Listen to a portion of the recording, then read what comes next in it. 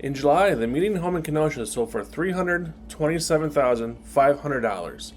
That's up 18% from a year ago. And right now in Forest Park, buyers are losing bidding wars. Not because their offer was weak, that's not the case at all, but because somebody else's was simply higher over and over again. Now here's the number that matters the most. Homes in the city of Kenosha are averaging just 14 days on the market. Now let me say that again in case you missed it. Homes are only on the market for 14 days on average before going under contract, down 30% from last year, and sellers are collecting just over 100% of their asking price on average. That means homes are routinely selling for more than list price. If you're on the fence about selling this fall, that's the market you've been waiting for. I'm Chad Scott, your Kenosha area realtor. Let's talk about the market in July. So what do July's numbers actually mean? Well, let's start with the city numbers because they tell the sharpest story. In July, Kenosha closed 84 sales, up nearly 17% from last year. New listings were up 25%, which on the surface sounds like more competition for sellers. But demand far outpaced that new supply by a wide margin. Days on market actually dropped to 14. A year ago it was 20, and that 100.5% list price received number means that buyers are not just meeting the asking price. They're beating it, on average, across the entire city, not just in a handful of hot listings, but offering over asking on a lot of homes, most in fact. Zoom out to the whole county and the same story still holds up. Median sales price countywide hit $375,000, up 13.6% year over year. Closed sales were up 18.5%. Days on market fell to 19, down from 26 at this point last year. Single family inventory actually grew 12.3% countywide. So there are more homes in the market than a year ago, but they're still going under contract faster than they did last July. That combination, more supply and faster sales, tells you demand didn't just hold steady, it grew right alongside it. This is not a one neighborhood story. This is countywide, and it's a meaningful shift from where things sat even 6 months ago. If you want to see it in real time, look at Whitecaps, Allendale, and Forest Park. Out in the county, Bristol, Salem, and the Paris area, all are seeing multiple offer situations right now. In a lot of cases, homes are closing above asking price. These aren't outliers anymore. They're becoming the exception. In those areas, if you're a seller sitting in one of those neighborhoods, or honestly, anywhere in Kenosha or Kenosha County right now, this is a pricing power moment. Homes that are priced right and show well are getting bid up, and they're not sitting on the market. The mistake that I'm seeing sellers make is still pricing defensively, pricing above market value because they tell themselves they assume that they have to negotiate down. Right now, that strategy is leaving money on the table. And honestly, if your buyer thinks that your home is overpriced, they won't even look at it. They just pass it by and go look at the next house. Why these neighborhoods specifically is worth breaking down. Why Whitecaps, Allendale, and Forest Park are the ones showing up in multiple offer situations right now? Because it's not random. Allendale has always pulled buyers who want established tree-lined streets and easy access to schools, parks, the lake, and downtown. And inventory there has been thin for a long time. So anything that hits the market gets attention fast. Forest Park draws a similar buyer, families who want that classic Kenosha neighborhood, feel close to parks and a manageable commute, and it simply doesn't turn over that often. Buyers tend to stay there for a really long time. Whitecaps has become a draw for buyers who want newer construction and a more modern layout without actually leaving the city. And that combination is in short supply right now. When you add the county areas into the mix, well, a lot of people just want to be in the county and just generally west of the interstate. Has less inventory to begin with. We haven't even talked about Pleasant Prairie or the north side of Kenosha yet. When you put low turnover, low inventory together with a strong demand in all these areas, at once, multiple offers stop being the exception and start becoming the norm. I'll give you a real life example, because numbers on a slide only tell you so much. We've had buyers put in offers on a couple different homes in the Forest Park area this past month. and each time they kept getting beat out. Not because of their financing, not because of contingencies, and not even because of their timeline, simply because of price. There was always another offer that was submitted higher than theirs. Sometimes by a lot, sometimes by a little. That's what a seller's market actually feels like on the ground right now.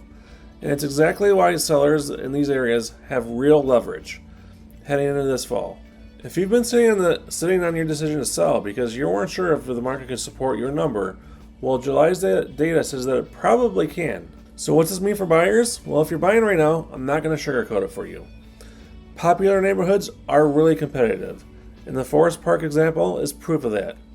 But there's a piece of good news buried in these numbers. Single-family inventory is up 31.7% in the city alone, 12.3% countywide. That means that you generally do have more homes to choose from than you did last year. Even with things moving fast, once they hit the market, the key right now is preparation, not speed for speed's sake. Get fully underwritten before you write an offer, not just pre-qualified, pre-approved.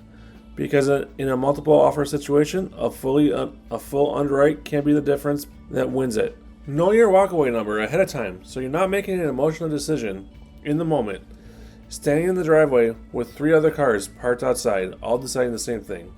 And build your offer to be clean, strong earnest money, a flexible closing date that works for the seller and for you, and minimal contingencies where you can generally afford to trim them in. In this market, the cleanest offer wins as often as the highest one, and sometimes it wins even when it isn't the highest offer. We had a buyer last month who won an offer on the north side of Kenosha because they offered more earnest money than other buyers did. They did not ask for repairs under $5,000 and set a closing around the seller's schedule. So it's not always about the offer price. Sometimes it can be about other terms that are in your offer that wins the house for you. One more thing worth mentioning, if you're actively bidding right now, escalation clauses can help, but only if you use them correctly. An escalation clause says you'll beat any competing offer by a set amount, up to a cap, and it can work well, but it also tips your hand on what you're willing to pay if the seller's agent shares that information around. In a tight situation like Forest Park right now, sometimes coming in with your strongest clean number up front without an escalation clause attached sends a clearer signal to the seller that you're serious and not just testing the waters. There's no single right answer here. It depends on the specific listing and how the seller's agent is handling offers, which is exactly the kind of thing worth a 5-minute phone call before you write any offer to begin with. If you're trying to figure out how to actually win one of these situations, text me directly at 262-331-1621. I answer my own phone, and let's keep going. If you're comparing Kenosha to where you're at in Illinois, here's how to think about this month's numbers. Sure, prices are up 18% in the city this year, and that number alone might make it feel like this window is closing really fast. But even with that jump, Kenosha remains meaningfully more affordable than most Lake County and McHenry County suburbs. Especially once you factor in property taxes, Wisconsin's tax structure is simply built differently than Illinois, and that gap tends to matter more over 5 or 10 years of ownership than a single year of price appreciation does. Families we work with who made this move back in 2011, myself and my wife Aalia included, weren't chasing a cheaper purchase price so much as the lower cost of owning a home year over year. That math still holds up even in a market appreciating this fast. There's also a timing piece worth understanding. If you're new to comparing the two states, Wisconsin collects property taxes for the current year, while Illinois runs roughly 2 years behind on that same collection. That difference can catch Illinois buyers off guard at closing if nobody explains it ahead of time to them, because the proration math looks unfamiliar compared to what you're used to. It's not a bigger bill, it's just a different timing structure.